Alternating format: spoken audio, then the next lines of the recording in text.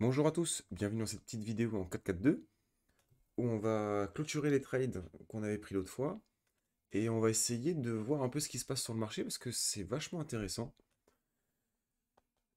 Alors dans la précédente vidéo, on avait donc pris cette position, donc on avait repéré une potentielle redistribution pour une réaccumulation qui nous donnait un ARST SO, STB Spring.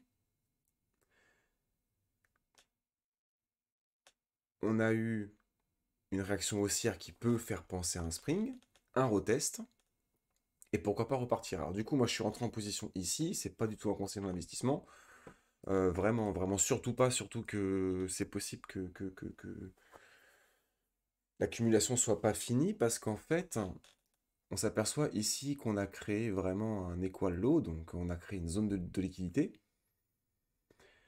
Et ça me rassure pas beaucoup, ça me rassure pas beaucoup pour ma position. Donc déjà dans un premier temps, je vais trade stop à break-even. Parce que normalement, si on a un test ici, ça veut dire qu'on n'a plus de raison de rester ici, on est censé repartir. Euh, Donc si effectivement on accumule de la liquidité pardon, en dessous, ce serait pour redescendre, donc pourquoi pas une potentielle redistribution. Sachant que j'ai toujours un billet haussier, donc je m'attends toujours à une accumulation dans cette zone-là, donc ça pourrait nous faire une schématique du style automatique rallye, seconde retest, saut, on viendrait récupérer la liquidité, on rendrait tout le monde bullish, un peu comme ici, hop, où on crée du W, de la structure, etc., avant de partir à la baisse. Donc pourquoi pas un saut, une prise de liquidité ici, avec éventuellement... hop, donc pourquoi pas comme ça. Alors, avec ou sans saut, on irait chercher directement la liquidité au sud, mais sinon ça ferait un saut, STB, petite réaction, spring, je sais pas, assez de place, hop, pourquoi pas un test. Bon, il est un peu large mon dessin, mais dans l'idée, ce serait quelque chose comme ça. Donc, on a un ST, on aurait éventuellement un STP, un STB,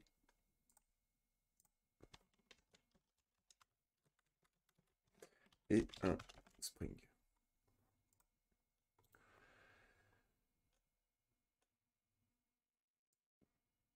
Donc à voir, pourquoi pas. On a commencé à accumuler quelques divergences, donc à voir si on n'en accumule pas de nouvelles qui viendraient confirmer des potentiels STB Spring.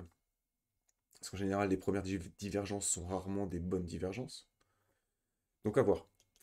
ETH, on avait pris un trade aussi sur ETH. Hop. D'ailleurs, on va enlever ça, on en a plus besoin. Alors c'est un peu fouillis ETH. On va faire un peu le ménage. Donc on a bien eu un retour sur cette zone. Donc je me suis fait trade stop ici. J'ai tradé de manière très agressive. J'étais en gros levier. Donc on est très agressif.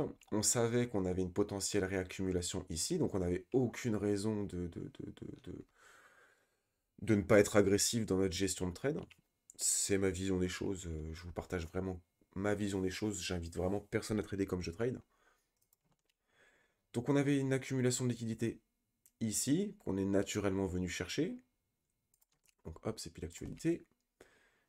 Ici aussi, c'est plus d'actualité. On a l'air de créer pareil une accumulation de liquidité ici, à voir. Donc on a bien... On a frôlé par contre les 2,618. Par contre ici, on aurait un potentiel du coup STB Spring. Ou alors, comme sur ETH, pourquoi pas un AR, ST SO. On vient récupérer de la liquidité. STB Spring. Et on repart. À voir. À voir, à voir. Sachant qu'on peut encore descendre plus bas. On a encore un déséquilibre de marché ici avec un equal low ici, mince.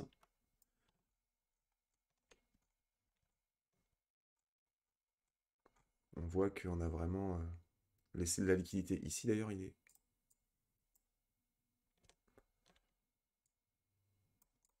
Hop, c'est un peu mieux.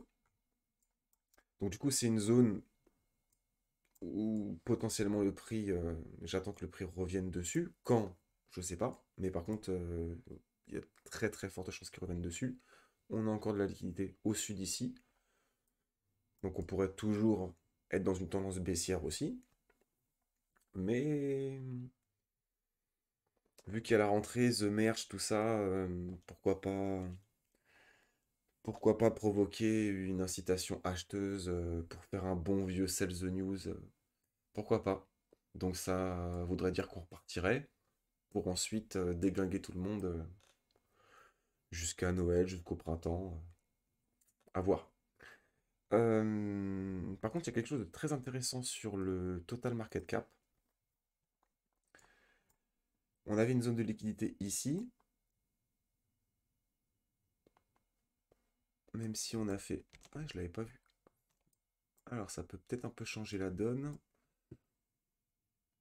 Ouais, on est venu faire une légère touchette.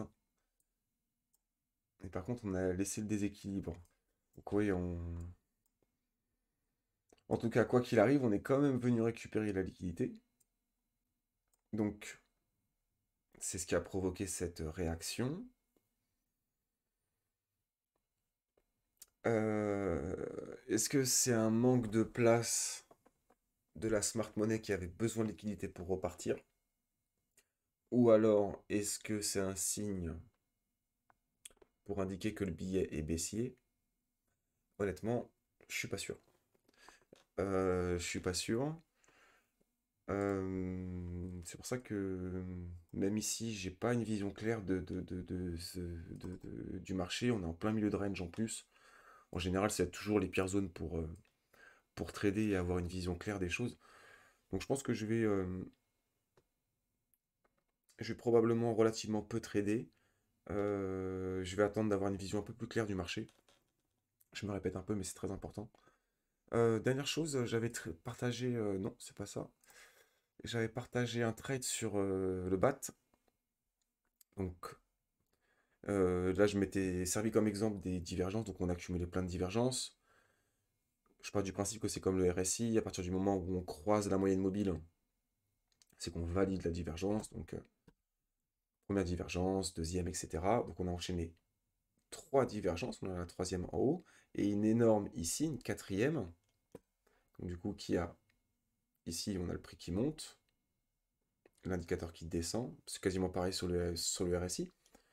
Du coup, on avait une accumulation de divergences. On a ce fameux dernier sell avant le buy. Donc on a un pic de volume pour faire sortir tout le monde, qu'on voit très bien ici. Donc on a un pic de volume sur notre UT, UTAD. On sort tout le monde et on descend. C'est toujours comme ça. Du coup, divergence. On crosse la moyenne mobile. OK. Convergence. J'ai mes bougies qui passent au blanc, en blanc. Je peux rentrer soit sur du orange, soit sur du blanc, soit sur de la confirmation, soit sur du retest de 50%. On a tous nos petites habitudes. Mais voilà comment on peut rentrer en position très facilement sur le marché. Après, en amont, il faut avoir la bonne zone de retournement potentiel, etc. C'est encore du travail en amont. Mais, euh, mais, euh, mais voilà en quoi les indicateurs peuvent aider à lire Wyckoff. Parenthèse fermée. Hop, petit cut, la magie du montage. J'en profite pour rappeler que dans le Discord, on partage nos setups. Donc ça, c'est le setup du BAT qu'on avait partagé. C'est pas des conseils d'investissement, c'est vraiment à titre pédagogique. Faut vraiment bien l'avoir en tête. Du coup, je vous ai expliqué comment je suis entré en position, mais je vous ai pas expliqué aussi comment je suis sorti de position. Alors, donc on est sur le BAT toujours. Donc on a eu notre accélération baissière. Ici, j'avais mon déséquilibre de marché.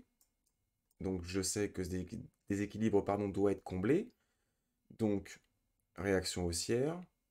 On vient combler le déséquilibre par un autre déséquilibre. D'ailleurs, on continue, on enchaîne. Donc, probablement, il va y arriver un moment où on va commencer à les laisser tomber. On va en laisser un et on ne reviendra pas le chercher. Mais du coup, je m'égare. Celui-ci, il a été comblé. Donc du coup, j'ai trade stop ici, quand on est venu chercher les 2,618. Réaction sur ce bloc, 2,618 de Fibonacci. Réaction haussière. Je m'attendais à quelque chose d'un peu plus léger. C'est venu directement chercher mon trade stop. C'est pas grave. C'est pas grave. L'important, c'est de sortir en bénéfice. Voilà, j'espère que ça vous a plu. Passez une bonne soirée, bonne nuit, bonne journée, selon le moment où vous allez regarder la vidéo. Attention à vous sur les marchés, c'est très volatile en ce moment. Et je vous dis à bientôt. Ciao!